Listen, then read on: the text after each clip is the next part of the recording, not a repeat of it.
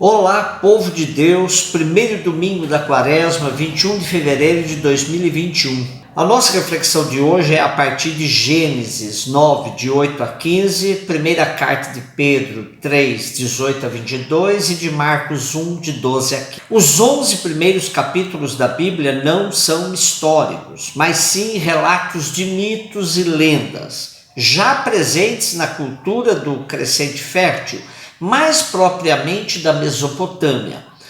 Já tivemos a oportunidade de refletir sobre o relato do dilúvio e fizemos uma comparação com a epopeia de Gilgamesh, escrito cuneiforme muito antigo. Grandes enchentes de rios são comprovadas pelos estudos arqueológicos e seguramente os autores de Gênesis, tanto javistas quanto a escola sacerdotal, se serviram destes fenômenos, bem como de relatos míticos e lendas já existentes, para mostrar a presença atuante de Javé na história da humanidade.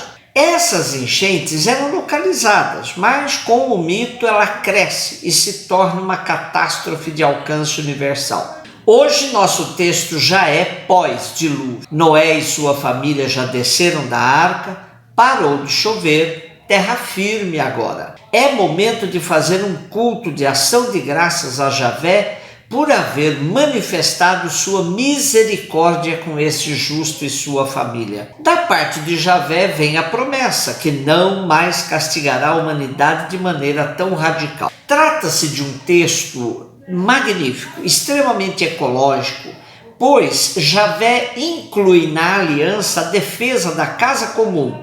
Vejamos. Disse Deus a Noé e a seus filhos: eis que vou estabelecer minha aliança convosco e com vossa descendência, com todos os seres vivos que estão convosco, aves, animais domésticos e selvagens, enfim, com todos os animais da terra que saíram convosco da arca. Estabeleço convosco a minha aliança. Nenhuma criatura será mais exterminada pelas águas do dilúvio, e não haverá mais dilúvio para devastar a terra. E Javé deixa como sinal desta aliança um arco nas nuvens, que nos lembra o arco-íris, com as 7 cores básicas, das quais derivam todas as cores do universo. Trata-se, portanto, de uma aliança universal, de amor a todas as criaturas, aliança eterna e permanente. O Salmo 24 faz ressoar essa leitura dizendo-nos que verdade e amor são os caminhos do Senhor. Ele reconduz ao bom caminho os pecadores, dirige os humildes na justiça e aos pobres ensina o seu caminho. Primeira carta de Pedro 3, 18 a 22. A primeira carta de Pedro é uma carta dirigida aos cristãos de 5 províncias romanas da Ásia Menor. Ela cita explicitamente a Bitínia, o Ponto, a Galácia, a Ásia e a Capadócia. Embora leve o nome de Pedro, hoje praticamente nenhum exegeta atribui esta carta ao apóstolo. Pode ser de um discípulo seu. No texto de hoje, o autor da primeira carta de Pedro se serve da narrativa do dilúvio para apresentar como metáfora a salvação de todos os batizados. Assim como Noé e sua família foram salvos da água, os cristãos, pelo batismo, passam pelas águas e renascem para uma vida nova. Diz ele: a arca corresponde ao batismo, que hoje é a vossa salvação, pois o batismo não serve para limpar o corpo da imundície, mas é um pedido a Deus para obter uma boa consciência, em virtude da ressurreição de Jesus Cristo. No batismo, afogamos os nossos pecados e ressurgimos salvos, como Noé e sua família. É um recomeço em novos moldes de existência. A narrativa do dilúvio tenta recuperar o paraíso perdido. Trata-se de uma nova chance que Javé dá a toda a humanidade. Renovação da aliança com Deus. Marcos 1, de 12 a 15.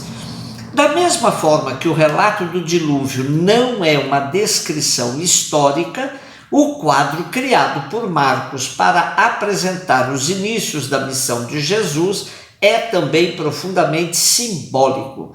Deserto, 40 dias, Satanás, companhia de animais selvagens, anjos servindo a Jesus. Ouçamos o texto. O Espírito levou Jesus para o deserto e ele ficou lá durante 40 dias e foi tentado por Satanás. Vivia entre os animais selvagens e os anjos o serviam. Depois que João Batista foi preso, Jesus foi para Galiléia pregando o evangelho de Deus e dizendo: o tempo já se completou e o reino de Deus está próximo. Convertei-vos e crede no evangelho. É evidente a referência à experiência do povo de Deus no deserto.